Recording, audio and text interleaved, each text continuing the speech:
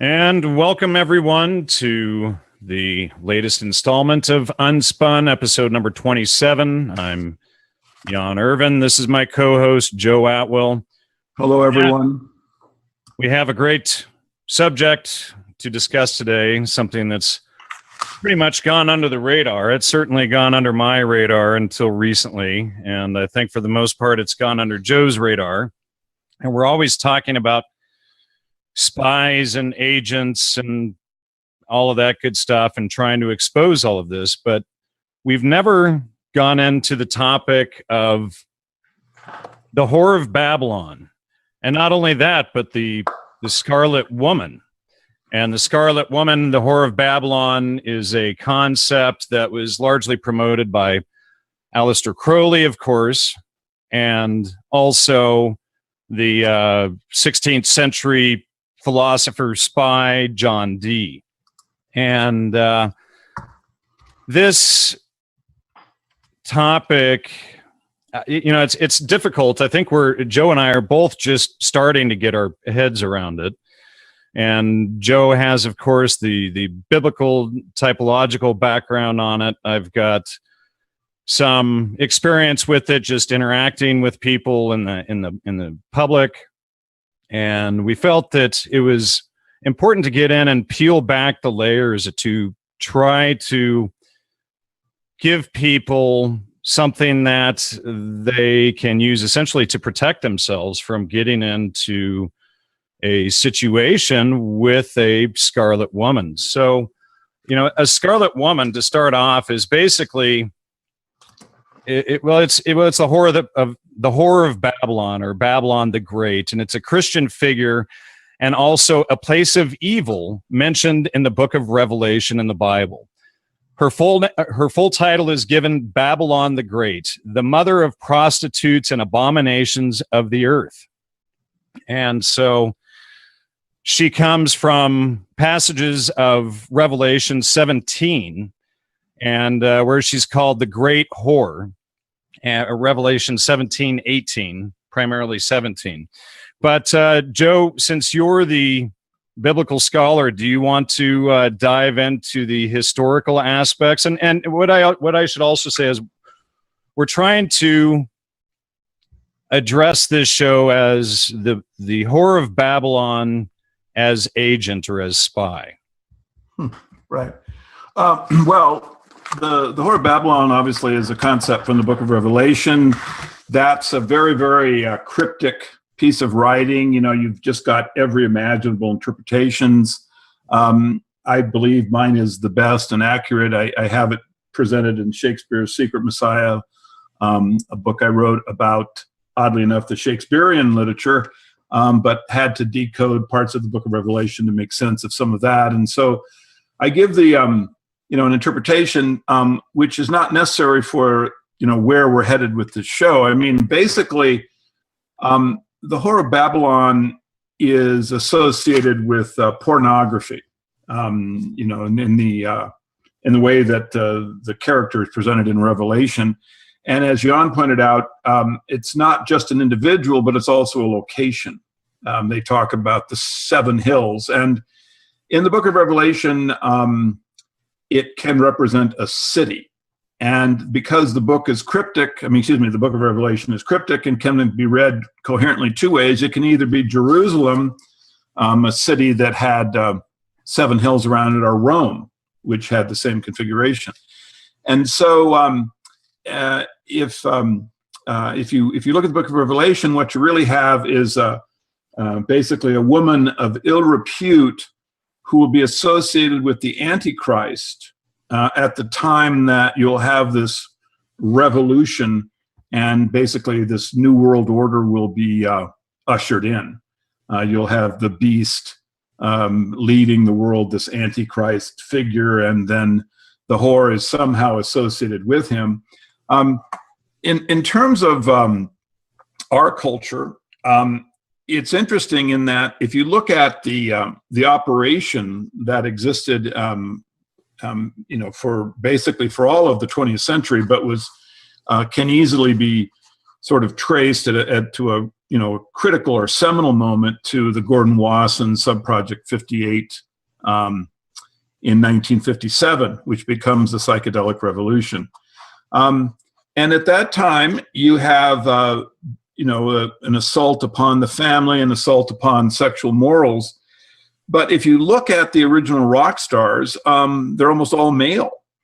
They talk about drugs and they talk about sex in a context outside of romance and relationship, but none of them can really be, seen as basically presenting pornography in and of themselves. You don't get that until, you start seeing it basically, in terms of pop music with, say, Madonna, who can easily be seen as kind of a Whore of Babylon figure. She's very much free sex, and is just a cultural pollutant. And then with Miley Cyrus, you really get into some very vivid Whore of Babylon kind of representations. I mean, she actually will put her hair into horn shapes and, just clearly seems to be mimicking the, the representation of the Whore of Babylon.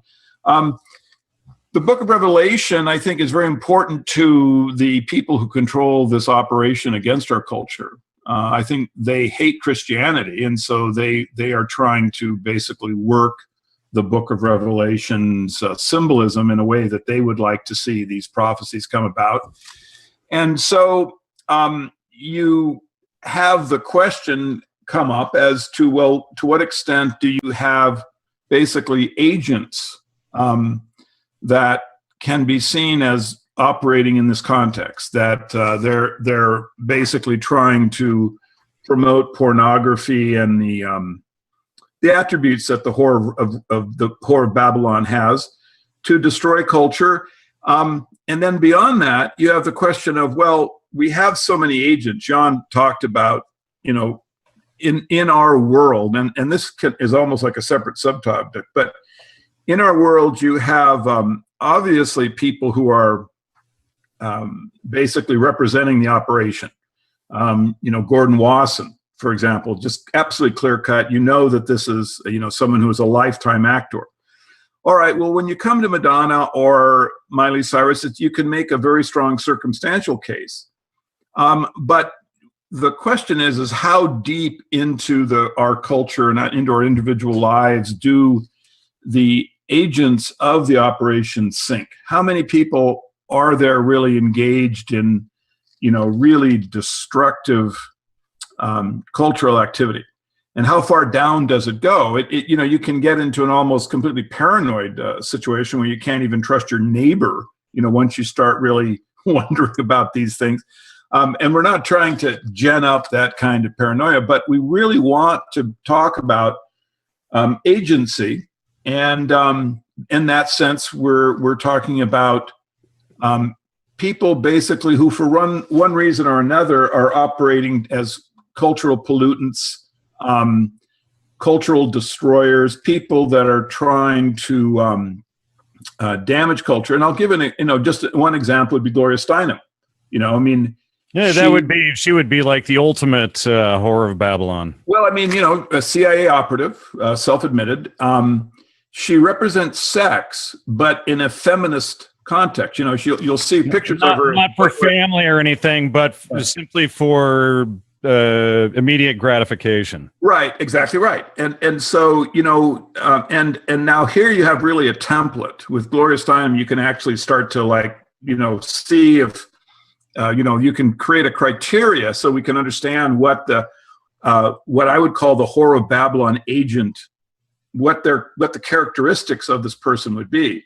So Gloria Steinem is attractive. She's, she represents sexuality, but not a family sexuality, just the opposite. She's kind of a cultural Marxist, talks about empowering women. She promoted one of the most destructive articles ever written against the family, Black Macho, which was, one of the things that really ripped apart the African-American family in the United States.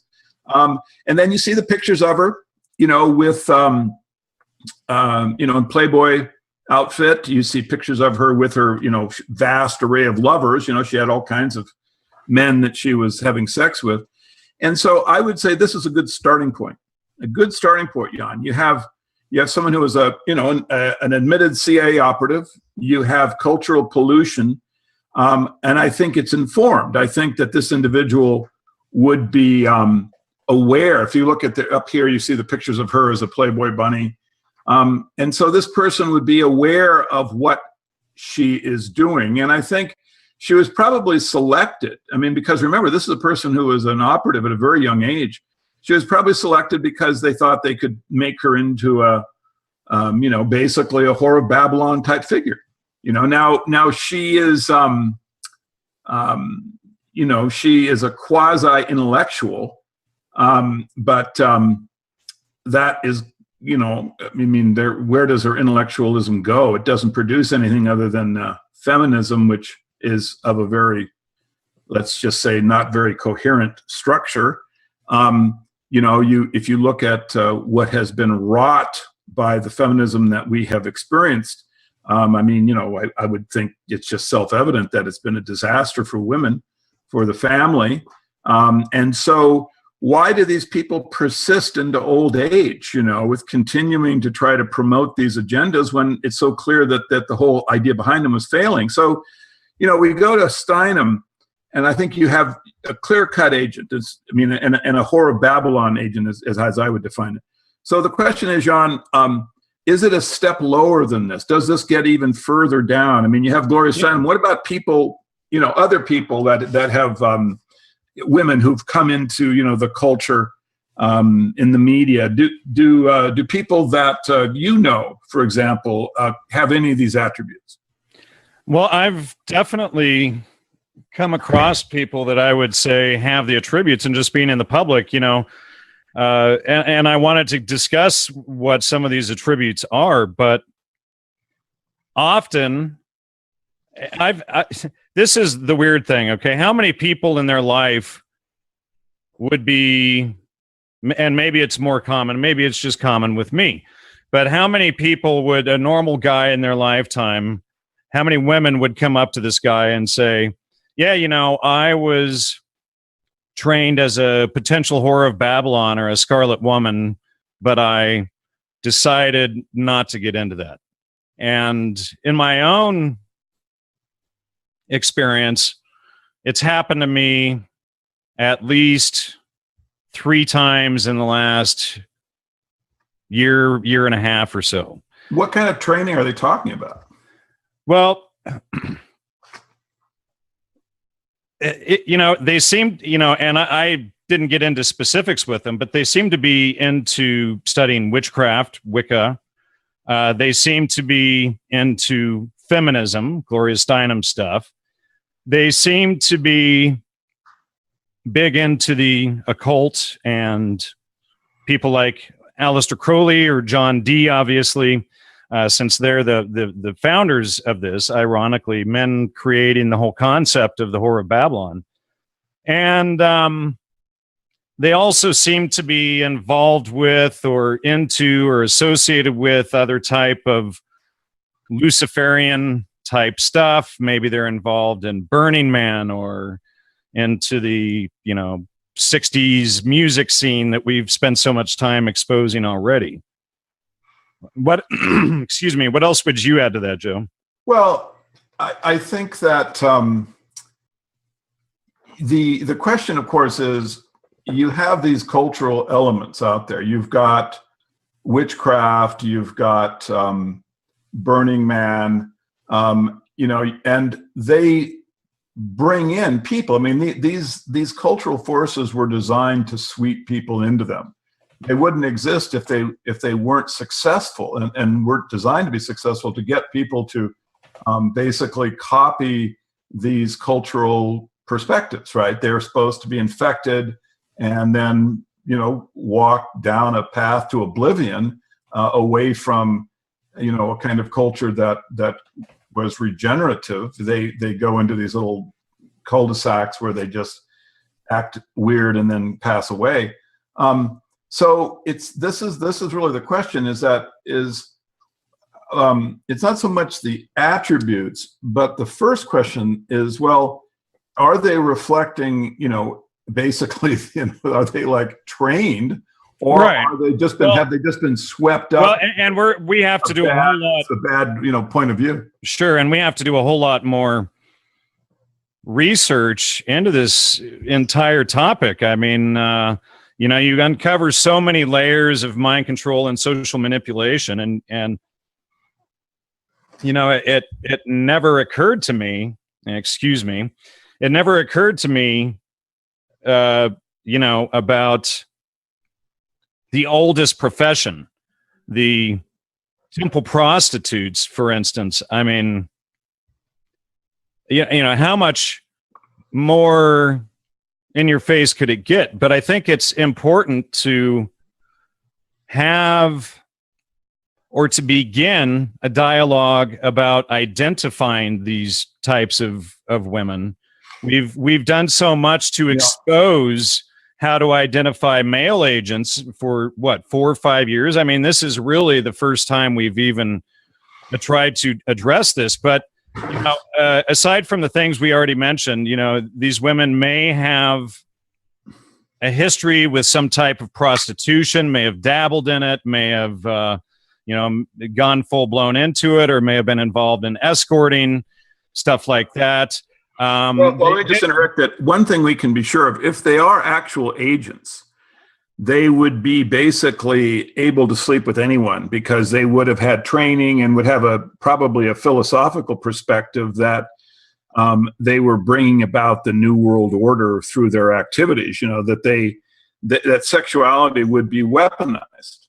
Right? Yeah, that would be the very first kind of attribute that you could imagine them having. And it seems so ridiculously obvious when you start thinking about it too, because it's the oldest profession. So how could this not be? And how could you overlook sex as a weapon? Look at the first kind of employees of MK Ultra that are non-military. They were prostitutes. Operation Midnight Climax, where they would give LSD to unsuspecting. Sure, very good point.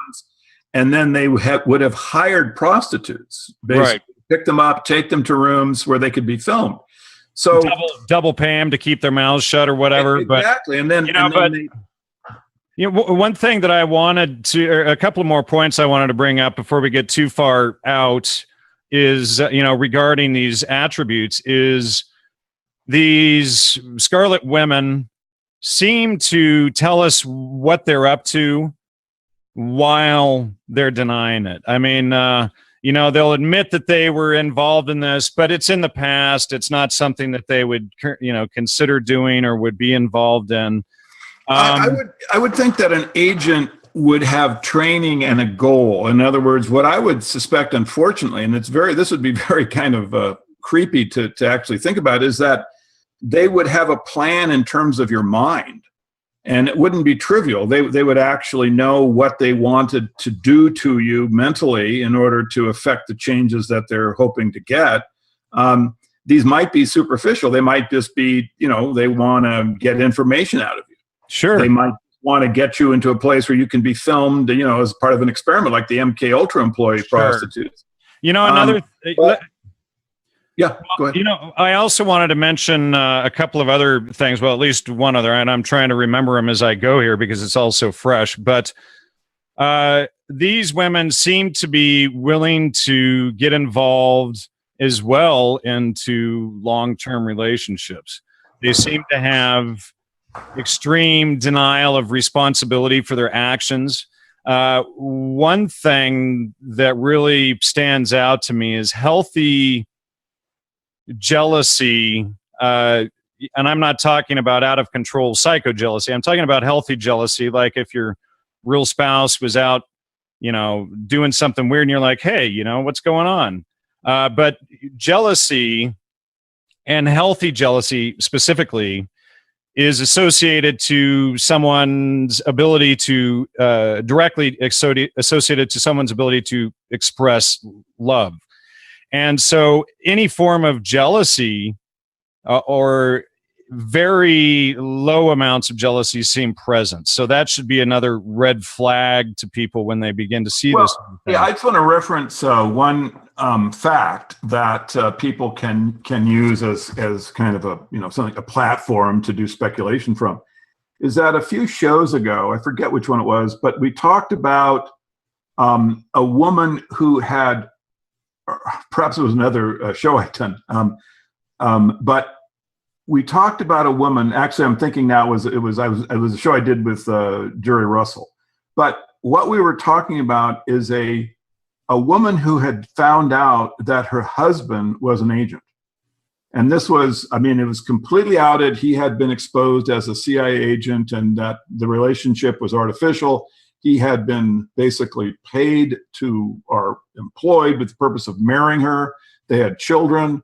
And then she found, my memory is not serving me, but I will find her name and post it to Gnostic Media, because I'm positive about certain aspects of it. But the point is that this was an agent, and it wasn't a long time ago. This was real time. This woman exists. Her story is out there, and it's beyond even deniability. The guy has been actually outed in this case. So that's something to think about, is that the agents, when they're trying to infiltrate, or they're trying to basically bend someone whose activity may be threatening or is something that the New World Order types want to change, then they can enter into long-term relationships. And see, that's one thing I wanted to mention, is that the citizen, there's such good evidence now of the operation of the secret society. There's a lot of details we don't have. Yeah, there it is, right there. Exactly right. And now that is just shocking, and shows that that the agents are able to go very, very deep into a person's life. I mean, 6-year relationship. So yeah, I mean, which is what I was saying a minute ago. They're actually willing to invest their lives right into this fraud. Yeah. And so that was in the UK, I believe, but you can imagine, certainly in the US, we have the same thing. I think they're very seldomly caught. And so I just wanted to say first that, this is a very paranoid vein of thinking. And of course, it can actually cause trouble in a person's relationship if you're accusing them of being an agent and you don't really know how to make sense of it all. This is where we've been placed. We're in a kind of cul-de-sac because we don't have all Joe, let me just interject there. Sure. I think that trying to figure out the Whore of Babylon is probably the trickiest of all, because unlike a spy like Timothy Leary, and I forgot to mention at the start of the show, Zach Leary is out promoting a new film with Leary and Ram Dass and everything, and someone called him out for being for his dad being an agent, and of course he came back with name calling. So there's that whole thing going on right now. And I did send Zach Leary an invite for the show to come on and debate us about his dad being an agent. Now this is Zach Leary, not Zach Kesey? No, you're thinking Zane Kesey, Zach Leary. Oh, I'm sorry, right, Zane Kesey, right. So it's Zane Kesey and Zach Leary. Oh my gosh, okay. Yeah, right. Well, I hope he does. Just ignore the ZA. Right. Yes. All right. Yeah. Maybe it's related to the Omega at the end of the alphabet or something. I don't know. All right. But, sorry. So where was I going? I mentioned Leary. Talking about, yeah. So it's something about Zane or Zach Leary. No, I mentioned Tim Leary first, and I forgot where I was going with that now. But anyway. Well, he was a long-term agent. In other words, when you get to Tim Leary, you have this long-term agency. And so so we go into all of these layers and understanding how the male spy world works essentially, but what about the female spy world? And I know that Michael Tsarian did a series on female Illuminati, which I still haven't seen, and that was a couple of years ago. I should probably go find that and watch it to see what he covers in this. But basically Tim Leary leaves us a trail. I was a witting agent since 1962.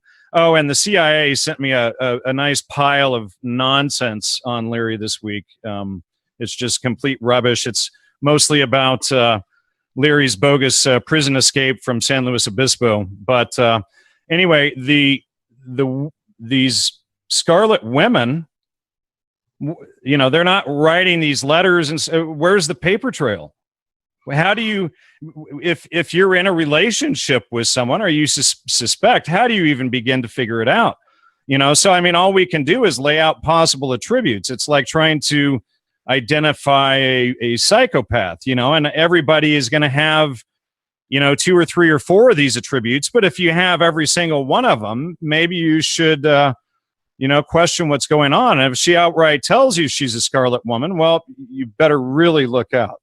Right. I mean, and it's interesting because if you look at the MK Ultra Union Party video that we've referenced here so many times, it was basically all males.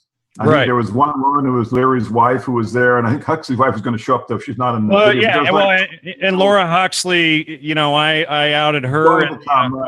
I outed her in the Spies and Academic Clothing article. And then if you look at the rock stars, they're basically all males. It's like Laurel Canyon, you might have 2 women.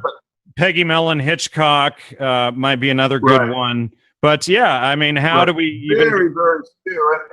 And I think that it goes back probably to the Freemasonry setup in the Middle Ages and coming forward, is that's an all-male organization. So the operation seems to have been completely male run, and I think you see a reflection of it when you get into the counterculture.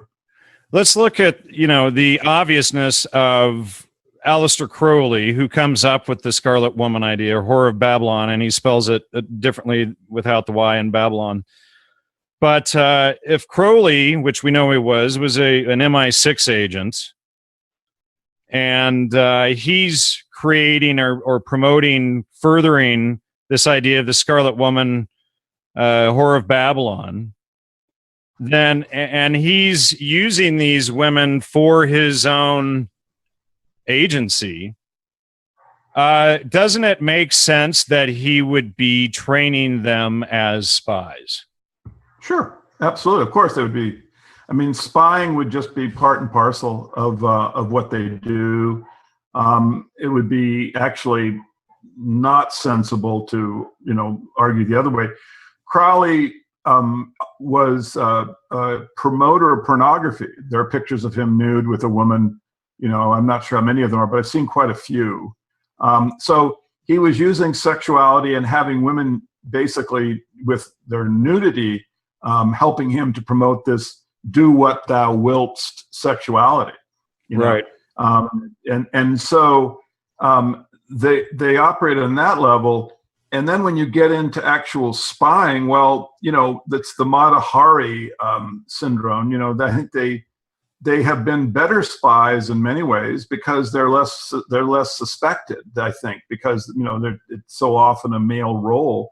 So they're out there, but I wonder about the spying aspect. What I would think is they're more cultural polluters and cultural effectors, and then they may have individual operations where they're sent out to basically to have sex with a particular individual that might be worrisome to the the oligarchs, and so they would put a female agent into his life because that would be a way to get information about him, control him, and then so that would be what I think sort of the everyday person needs to kind of particularly those that engage in counterculture speculation should be aware of. And it's not something that would be in my world, but just because I'm like an old kind of married person, but it would be something that you might come across from time to time. Jan, you ever find any personality traits in women and I don't want you to answer that if it's a difficult question, but I just am curious sure. And if you think of all of the trolls and everything that I get on Facebook, most of them are male. And I started thinking, why are these usually male? And where are the women? And, for a while I had the ridiculous notion that, well, the women don't participate in that kind of stuff. They're, they just hire guys to do the online trolling and most of that stuff. I mean, obviously you get a few women out there that are popular in the media, like Gloria Steinem, et cetera, selling this stuff. But, I mean, sure, I've been, like I mentioned at the start of the show, I've had 3 women mentioned to me in the last year that they were trained, and they all said almost the same thing verbatim. They were trained as Scarlet Women, but that they didn't like it and they got out of it and never did it. And how would they define the term Scarlet Women? As a prostitute? Well, yeah. Well, as a sexual. Well, a witch who. What does the term mean? It's, and I'm still, like I said, trying to get my head around it. It's basically a witch who understands her sexual power over men, and instead of using it for good and to build a family and a future and a strong relationship, she uses it for evil and to break people, to destroy relationships, to be manipulative, to lie and deceit. She may do things like flip things upside down to get her victim to think that they are at fault rather than accepting any responsibility for her actions. She may constantly flip things and project it onto you. Like, say, if you're in a relationship with one of these people, you may catch them in a lie. And rather than admitting and saying they're sorry for lying, they might say something like, how dare you call me a liar or accuse me of a liar? You've hurt me so bad. Mm-hmm. And you've got the evidence, but then what they do is, because of this power over men, these women will take this and flip it and then get the man to feel that he is at fault for everything going on. And then any responsibility on the part of the women involved in this stuff is avoided and denied. Yeah, and it's just a very difficult situation because, I can easily imagine a woman using the expression and meaning basically a background in witchcraft, which unfortunately is becoming so, fad-like. This like Burning Man, for example. Sure. You just have this fad now that's in our culture that takes people into mysticism. Witchcraft is, a big part of it. Women would study this. A woman who was drawn up into that cultural pollution would become infected and would study, would train, would learn the techniques, and then when you meet her, you're dealing with a very damaged individual, but not someone who's an agent. I don't think, one thing about agents is they aren't damaged. They are, in general. I mean, sure, like the Colin Ross type, split personality, MK Ultra, psychic driving person. But I just think in general, with agents, you have people who are cold-blooded. I mean, this is their aspect. They're very strong psychologically, cold-blooded, like the guy who lived with this woman for 6 years, and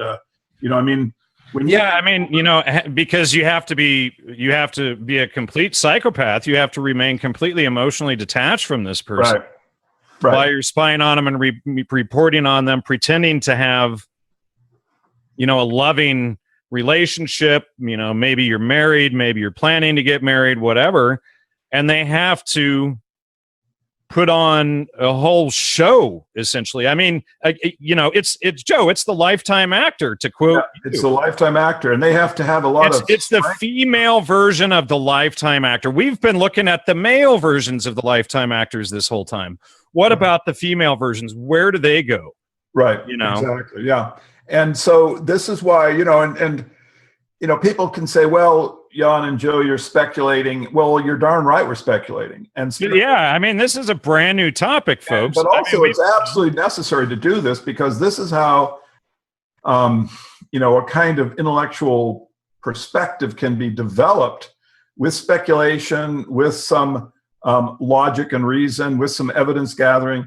And even then, we probably won't have, just a real nailed down profile that we can send out to people to alert them that this kind of individual is out there. But this is the kind of activity the citizen needs to do. Once you understand that there is an operation, a kind of weaponized anthropology that the oligarchs are using against us, it's necessary for the citizen to try to plug in understanding into almost all the aspects of your life, right?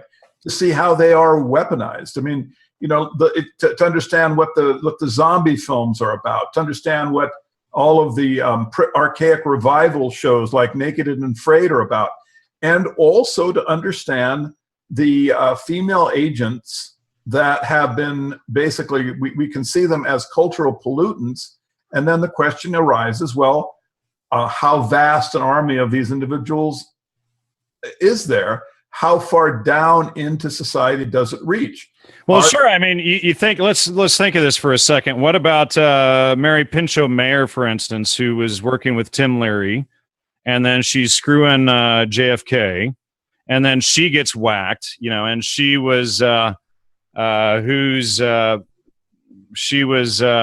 wife of James Jesus Angleton, I believe, and but she was working with Frank Wisner. So, I mean, she could have been one of these types that they sent right in all the way to the White House, right? Sure. But, Joe, when we think of psychopaths, most of what we think of are men. And we see the roles that men play in the intelligence community and what they're doing. And, of course, some women agents kind of come up on the periphery. But women, where are they? And see, in our minds, we have this automatic picture that women are nurturing and that they are, they're there, that, it's this patriarchal world.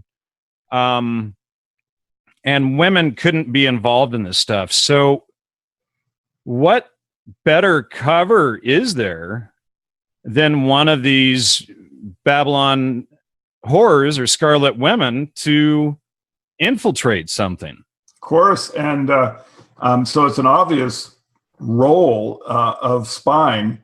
And the question is just how to identify it. One question I've always wondered about is when I started, realizing there were lifetime actors, that there were people whose entire personality as it's represented to the public is basically a role. I mean, Wasson, Huxley, that how the public sees them is basically a character that they are acting, right? That they are using their public persona as a weapon, right? They're using it as a weapon. They have a specific idea about it. And I wondered about women lifetime actors. And then the question occurred is, are they so emotionally cold? In other words, if they're so distinct from their kind of natural feelings through their training, would they be able to marry and have children? In other words, because this would be... Or maybe they might have children or whatever, but not be able to keep a relationship or... Well, I mean, unless they were instructed to do so.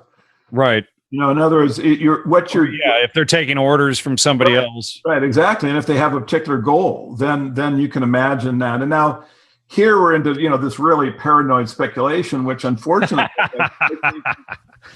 sadly, it's like a question that's not a bad one to ask. And right. At least, this is an effort to get this topic on the radar. And, exactly. And that's really what we want to do. Just by doing this show, we'll get people sending us information so that we can build up something that's far less speculative about this. I mean, years ago, I had this woman on the show who, and this was pre-Trivium, and she was a professor up at CIIS, and she was involved in all of this feminist stuff. She even created a cult where this guy ended up murdering someone. And, it's like, people like this, promoting, well, I mean, I'll give you an example. Promoting parthenogenesis and whatnot. Yeah. They're they are these horrors of Babylon. We just have to learn to be able to identify them. I mean, they do exist. Yeah. Well, look at going back to the counterculture and the merry pranksters. I think it's Jerry Garcia's lover, Carol Adams. Was that her name? Mountain Girl? Say that again, Mountain Girl. Carolyn Garcia, Mountain Girl. Carol, yes. Yeah, and I think her name was Adams. Now, she comes from, a family that has very deep Freemason roots.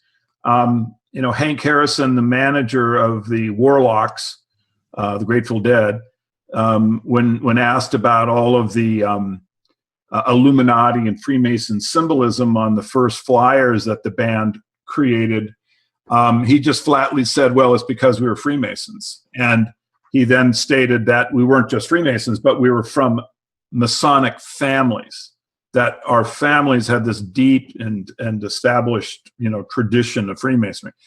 So this is what you're dealing with. In that instance, you're dealing with agents of a long-standing Freemason secret society structure.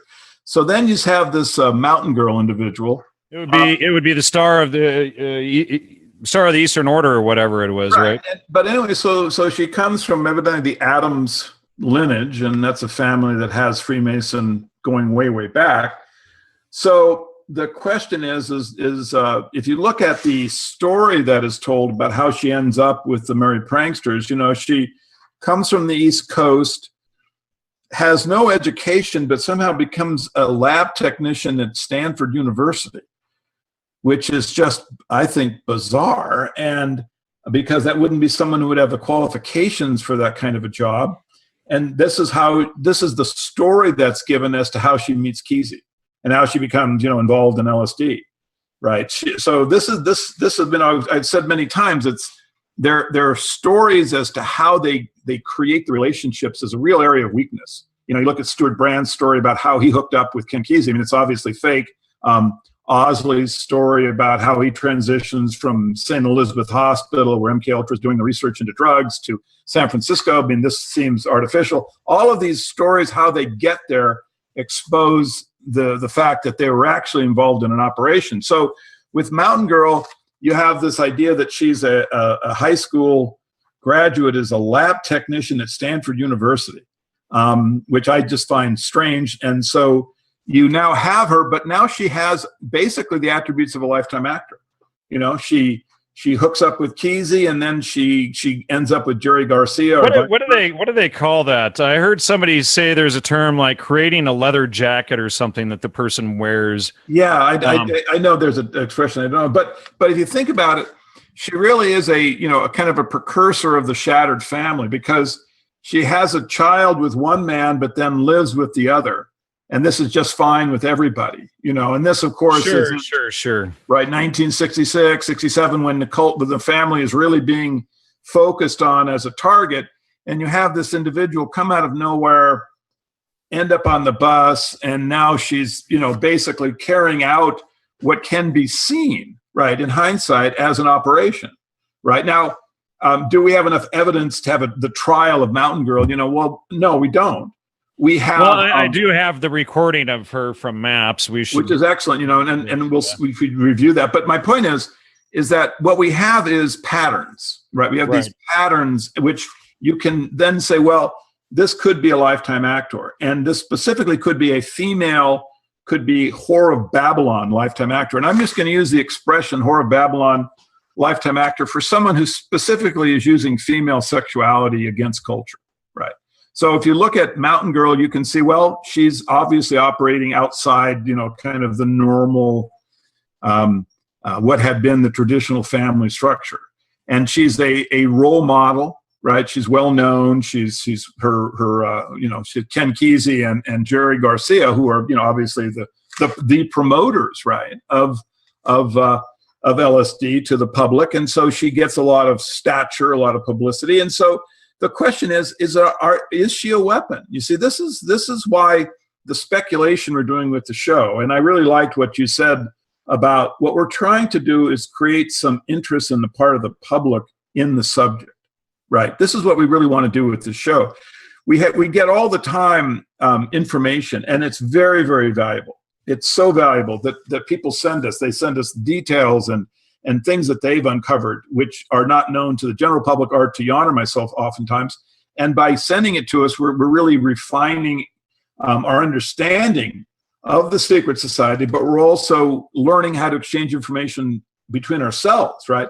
So that's why we wanted to have a show that focused on the Whore of Babylon agent, because that's something that the public needs to be aware of, and we would like to see some really strong and healthy speculation about what are the attributes of well, what about this, Joe? Yeah. And how about, and obviously a Scarlet Woman might be for the dark side, but how about somebody who identifies herself as a Scarlet Woman or a Babylonian whore, however you want to word it, come forward and, let's interview you and let's talk about this. And let's, here we are, two guys trying to figure out the Babylonian whore. And men have no understanding of women's minds to begin with. So, that seems to be the best approach, would be to try to find someone who would help us begin to unravel this. Right. What would be great is if we had someone who had been caught up in the cultural net,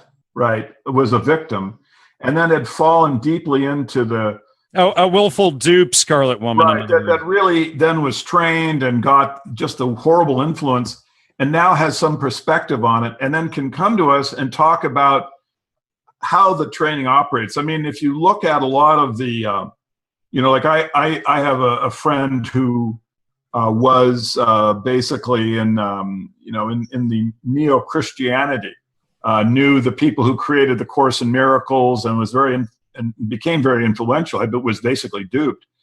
And this is a very righteous individual. And now he can see who were the agents and what they were doing. He's able now, in looking back in memory, to see how he was manipulated.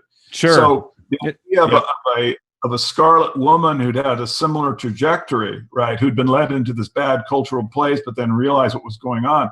Someone like that coming forward and helping us understand how that cultural destructive influence is created. That would be wonderful if we could get someone like that to help us, start to get the attributes developed and understand how the training works and who does it, Sure. It would be like almost as difficult as getting, someone who's still involved in MK Ultra and the promotion of the counterculture and whatnot to come forward and explain the training that they went through and what they're involved with and all of that stuff, Yeah, this is an all hands work party. Everyone has to contribute. Anyone who has, valuable information like that should really be, I know it's difficult for a woman, I can imagine it'd be very difficult for a woman to come forward and basically make these statements, because it would be, perhaps publicly humiliating. And so perhaps we'd have to do it anonymously, but nevertheless, it would have to be a woman with really strong integrity, which seems counterintuitive to somebody who would get sucked into being a Scarlet Woman. But then, if she's woken up and come out of all of this and realized, hey, this is, how it works, or, even if you're a disinformationist, come on, and we'll at least, pick apart your work so that we can at least have a bit of a guideline to go by. Because if you sell all BS, it's just going to expose you as a phony anyway. So, if you're one of these 66-33 whores or whatever, we can probably... Right. Well, it would be 66.66 and 33.33 truth versus disinformation. But, at least we could work with that and, use the trivium to sift through the mud. Yeah. I can't imagine, and it's hard for me to imagine that someone who's actually, an agent would want to come on. They would have their agenda and would actually be trying to use us to promote it. Right. It'd be probably hard to manipulate us, but well, I can imagine. Let's try it this way. How about let's see, one of you Scarlet Women, contact me. We'll get into a relationship, and I'll document you. I'll be like an anthropologist studying the Scarlet Woman, and then I'll do a right. report. You know, I think this is really a great idea, because what I would really like to know is, to what extent do they actually use these terms when you get into this like world of witchcraft, or even into the Burning Man kind of quasi mysticism witchcraft world? Do they actually reference expressions from the Book of Revelation? You know, I mean, if you look at Aleister Crowley, obviously he does, right? So at that level, witchcraft was this, you know, had this clear relationship into Christianity, into reversing kind of the Christian culture. Reverse engineering it to collapse it. Reverse engineering, right? And so you could really see the trajectory. It's very, very easy to understand. So the question is, well, what kind of training is going on now? We get to see a lot of women, and I have met some who have been, unfortunately, really sucked into witchcraft. You know, I don't know if you've never ever met anyone that's had that experience, but it is very seductive. Well, sure. I mean, it would be like me getting into the whole psychedelic subculture for years. Exactly. Well, and they're very related. So basically, what I need, what we would be looking for is essentially would be a woman with enough fortitude that she's come out exposing the dark side of all of this women stuff, like I've done on the entheogen side. Yeah, exactly. And so that would be really, I think, a valuable, it's a kind of research that unfortunately isn't being done and needs to be, because it's clear to me anyway that there's just an awful lot of, you know, lifetime actors out there that need to be exposed. I'll just digress. I went to a Bob Dylan concert like 10 days ago. I walked out because he was just so horrible, but I was very curious. I wanted to go. I was invited and by a friend who had tickets, and we went. Okay, really? And so the point is that, you know, there's like he's almost 80 years old now, like late 70s, but there's a guy who is a lifetime actor, right? You know, someone who actually. It's like Hans, Dr. Rutter was pointing out last week that Dylan had been basically found in the folk music world, or created as a folk musician, right? And then that was because the Communist Party, which I think is just a front for other nefarious and malicious and mischievous elements in culture, but they were the ones that were basically, you know, promoting him. He would travel around and he would stay in their homes, and they would promote his concerts. I mean, Hans really went into it very clearly, you know, that Dylan had this relationship to the Communist Party as a folk musician, because at that time the decision had been made to take over folk music and turn it into a weapon, right? I mean, that's basically what it was going on, is they wanted to use it to you know, basically to try to replace Christianity with, you know, political trends that they could easily control, you know, and he talks about this in shows that you've done. And so then it was interesting to see, you know, here he was in his 80s, you know, and he was still warbling out the same miserable songs, you know. And so when you look at someone like that, you know, so committed, so deeply buried as an agent. I mean, you know, he's had an interview where he talks about he's actually in his 70s. He's about 73. Is he 73? Yeah. Okay. Well, anyway, I didn't. Robert Allen Zimmerman. That's his okay. name. I would have thought he was about 83, but from his singing. But anyway, so born Jewish.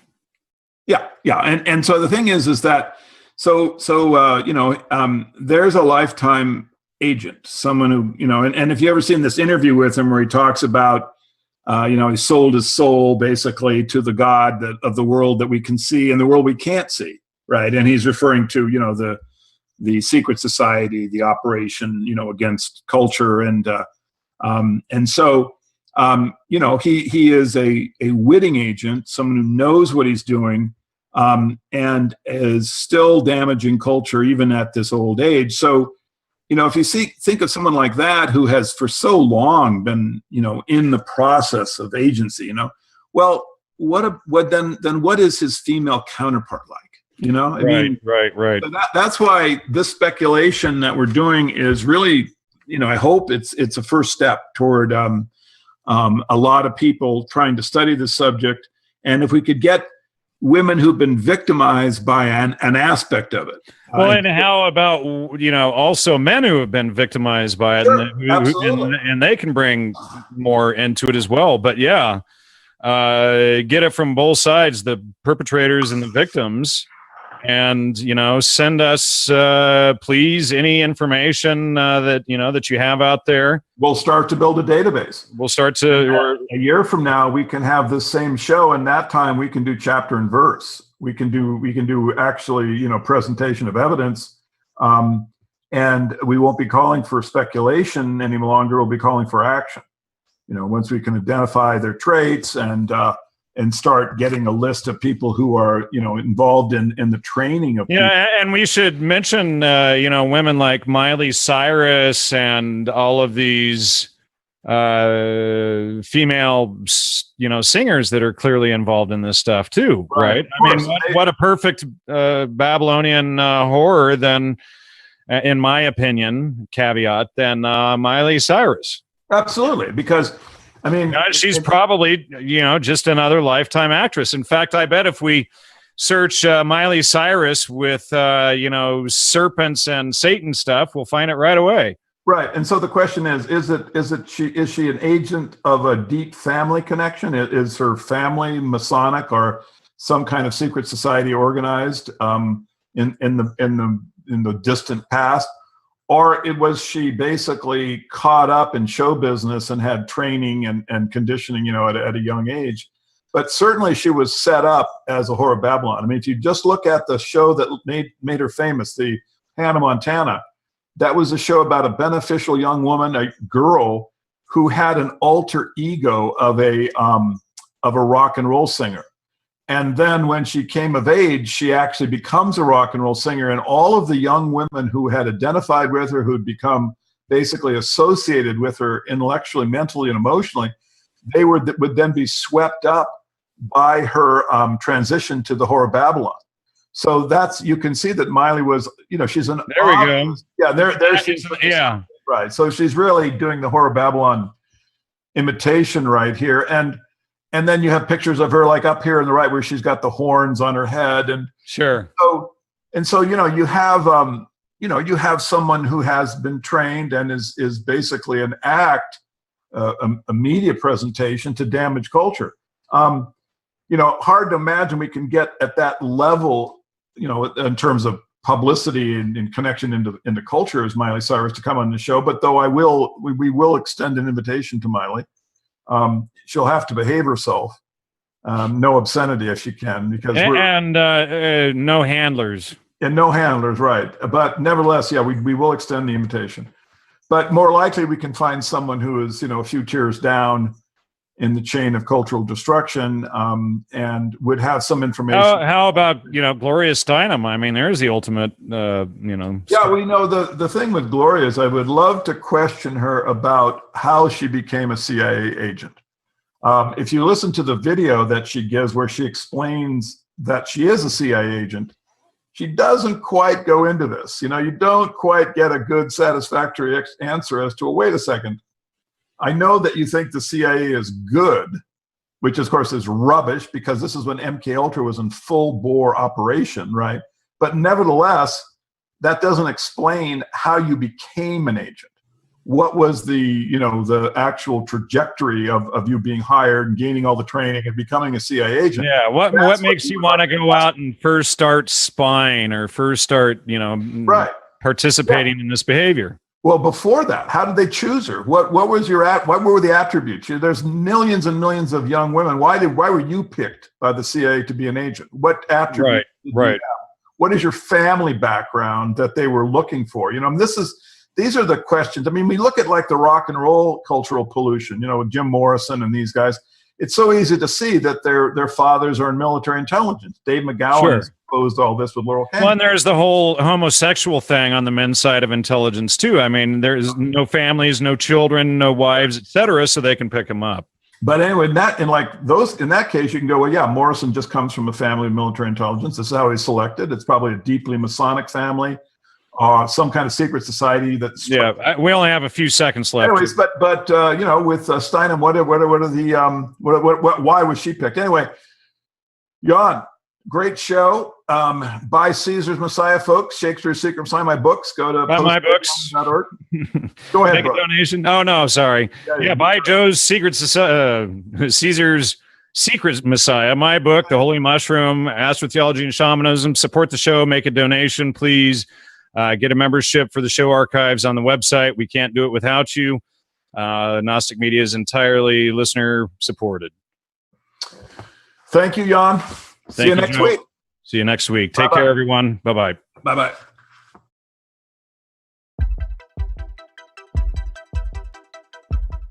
Conscious Consumer Network was designed to create a live broadcast TV network for free and independent media, and has been live on the air since the 1st of January 2015. CCN gets millions of minutes watched every month and is viewed in over 140 countries, having produced around 1,400 shows and counting. And it's very hard to get on the mainstream media, of course, the corporate media that's getting tighter and more monopolized and more restrictive for any outside information. The live broadcasts are free to view and all shows are archived in high definition on YouTube. CCN plays host to a stellar team of broadcasters and producers, all of whom rely on the network to get their message and information out to the world. CCN has continued to evolve, constantly seeking to create greater media usage and opportunities for both broadcasters and viewers, including supporting projects such as the newly launched consciouscommunities.org, a brand new social media platform that is free to use and has been created for those dedicated to the pursuit of freedom, justice, peace, and sustainability to come together and co-create the solutions to a better world. Due to the constant heavy usage, we are in need of replenishing and replacing of key hardware and infrastructural wear and tear. This includes the fixing and replacing of parts of the live broadcast equipment system, as well as increasing storage capacities for content and projects. Without this, CCN and its affiliate projects will simply not be able to continue.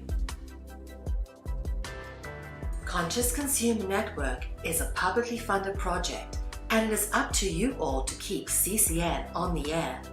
Support our funding drive with a donation or become a monthly pledger.